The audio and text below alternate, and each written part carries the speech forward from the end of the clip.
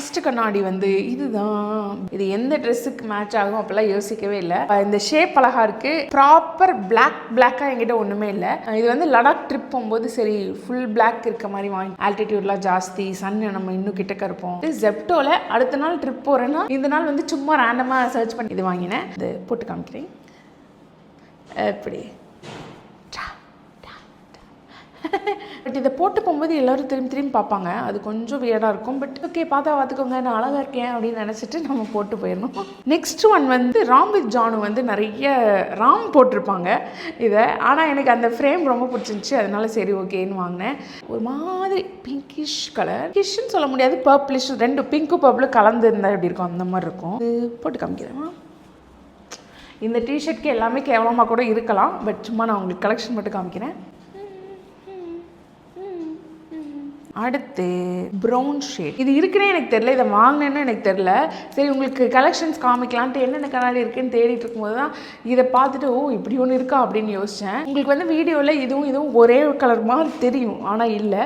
இது வந்து ஒரு பிங்கிஷ் பர்பிளிஷ் கலர். இது வந்து ப்ரௌன் ஷேட், ப்ரௌன் கலர். கீழேலாம் கொஞ்சம் வெள்ளையாக தான் இருக்கும், மேலே மட்டும் டார்க்காக கொஞ்சம் ப்ரௌன் வரும், ரேடியன்ட் மாதிரி. இன்னும் இதை நான் ஓப்பனே பண்ணல. கவரோட ப்ரைஸ் டேக்கோடு போடும்போது கொஞ்சம் காமெடியாக இருக்கும்.